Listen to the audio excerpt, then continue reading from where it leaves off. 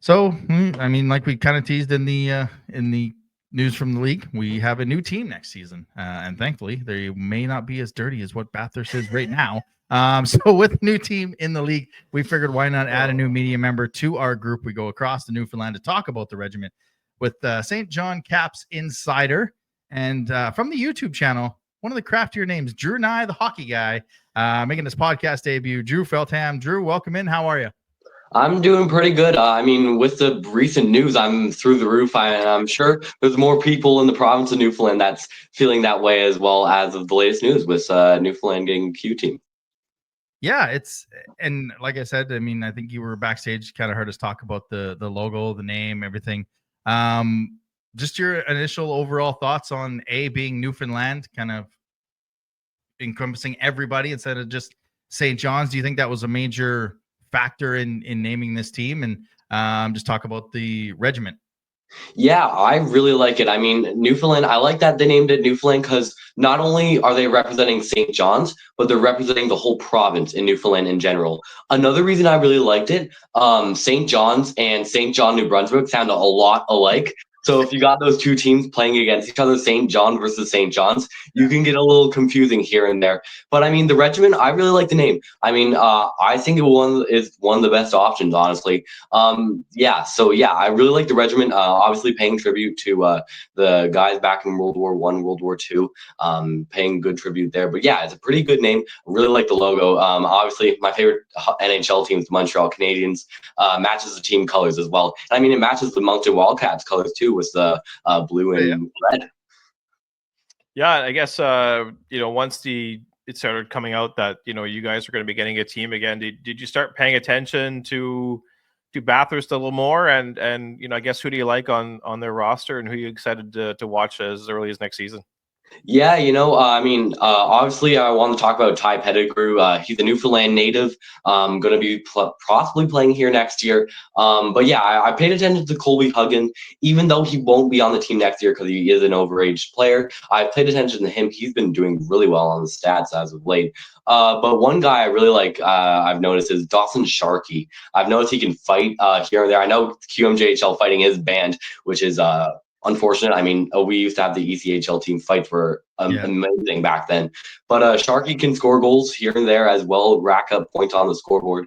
But you got guys like Nolan LeBurge, Peter Reynolds. All those guys are draft eligible this year, and maybe they'll get drafted, and we'll see them become NHL players in the bright future, I suppose. Mm-hmm. Yeah, that's one player that's not my favorite. I mean, if he's on your team, you're gonna love him in Dawson Sharkey. But if he's playing against you, you're gonna get some unfavorable love from him. But what's the appetite in St. John's right now with the season tickets? I think they announced about 700-800 deposits. But what's the overall? Is there more excitement now that you've got logos, you've got colors, you've got a name, or is it just people are just pumped to have this back and they're going to support it no matter what? Like, what's the feel in the city with Newfoundland? Yeah, they're through the roof. Honestly, we got at the meeting of the announcement of the name. We had a bunch of minor hockey teams there, and they were all right fired up that we had this team coming here to the province of Newfoundland. And I mean, they're all fired up. And I mean, there were the Mario Cecchini looked at all the kids and he was like, "Hey, you could play in this league one day." And I mean, I'm sure they'll head to games. They'll be really loud. But I actually heard as of late, we've had about 1,400 people that have got season ticket deposits for the team. And when we had the Growls here in the ECHL, it was around that 700, 800 range. But with the Q team at 1,400, we could get butts and seats, which would be pretty good, honestly. And the goal here for the team, I know we have had travel that has been the issue, but if we can get attendance in seats, ticket sales going really good, honestly, and that gets money to the team for their flights, and maybe that helps the team stay here. Hopefully, we get this team here for a very long time. Yeah, I guess I was going to ask you about that. I mean, have you heard anything about, what schedules will look like? I mean, financially, who's going to be picking up the tab for these costs? And I guess anything else about transportation and accommodations on the side of things? Yeah, so one of the owners on the team, I believe it's the Steels. John Steele, I believe, owns Steele Hotels, and there's a hotel right in front of the Mary Brown Center, the Jag. And I would guess visiting team that come to the province of Newfoundland and Labrador, that's where they'll stay for their weekend stay, I suppose. But when it comes to traveling, what I imagine, I don't know if this is what will officially happen, but there's a ferry that's down near Port of Bass, and they go all the way to Cape Breton Island. So what I imagine is, what if like they went to Cape Breton, played a game there, then they travel to Halifax, go there, and then maybe they'll go up near St. John, Moncton, and then maybe Quebec or something like that. That's what I imagined. I don't know if that's what they'll do, but yeah, that's what I imagine. I don't know if it'll happen or not, but we'll see. Yeah, it'll be in. I think teams will go over and play sets of 2, and then support New St. John's will have to go on 10-day extended vacations and get all 8 teams in a conference done, and then go home and fly. It'll be it's obviously an exciting adventure when you have 2 new teams. But what is the biggest hurdle that this team will face compared to? I mean, we've had the Growlers there. I mean, the basketball league is the basketball league, but it seemed like it was supported in Newfoundland. What do you see as the biggest hiccup, I guess, in year 1, 2? I mean, they're not starting with a brand new franchise. They're getting a real good team in Bathurst. It's got a lot of draft picks, a lot of Newfoundland kids, and Jeremy's he's our insider for the draft, and Newfoundland's got a big year. 2 potential lottery picks. Like, what is the success that you see that kind of needs to happen early for Newfoundland to kind of make sure the fans are there for year 1, but stay in year 2 and 3? So, 3-4 years from now, we're not looking to take a team out of Newfoundland. Yeah, I feel like that the attendance would be a big help, honestly. Like, if I remember when the Growlers came here, we weren't getting good attendances, and it was maybe around like 2,000 people per game. That can't happen with the QMJHL team. They're going to have to impress us in that first season to get butts and seats, honestly. Because if you get a good first season, like the Growlers did, they won the Kelly Cup their first season in the ECHL. But if you can get into the playoffs, go on a little bit of a deep run, that can gain traction, and possibly in the next season they can do even better, go on another step ahead into that almost like say playoff contention. But yeah, I think that really fans need to show up to these games. I do know that we have had a lot of fans that have joined. We have a Growls Nation group, I suppose, but it switched to Regiment Nation a few days ago. We've had a lot of people that have joined, a lot of people interested in going to these games. But then there's a lot of people not interested in going to games. I mean, they're not 100% sure if this team will officially stay.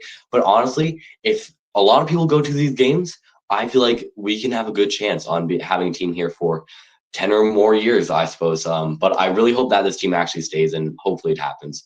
Yeah. Yeah, and I mean, the ownership group sounds like you guys have the right people in the right places. They appear to be extremely dedicated hockey people. And they want to have the team obviously around for a while.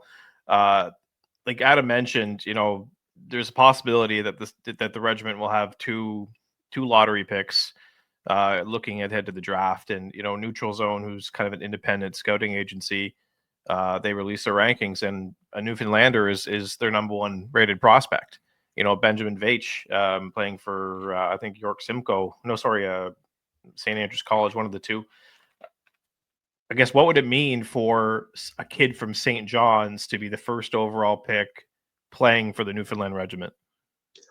I honestly think that would be huge. So actually, Ben's brother Andrew actually is a player for the Junior Caps, and I've chatted with Andrew a little bit and see how Ben's feeling about possibly being on this Newfoundland Regiment team, and he really hopes it happens because honestly, you really want to play for your hometown team. You look at the Growlers, for example. You had Zach O'Brien, James Molindi, and many more players that were hometown heroes, and they were fan favorites on the team, honestly. But when you have a player on the team like Ben Vitch, for example, that would possibly play on that team and scores goals, puts up points, is a really good player, that can gain traction. His family possibly comes to games. They may have a bunch of friends that can hop down to the games. But yeah, Vitch has been unbelievable for St. Andrews College this year.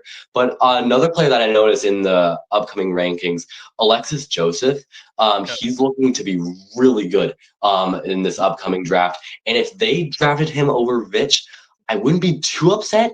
But I mean, with that hometown guy, it would get, I think, a little bit more fans and seats. But obviously, you want the stars over hometown kids. But I mean, it would be cool to have either or player. So I don't really care who we get. But I mean, Joseph, Vitch, whoever we get, it looks like it'll be a really good pick.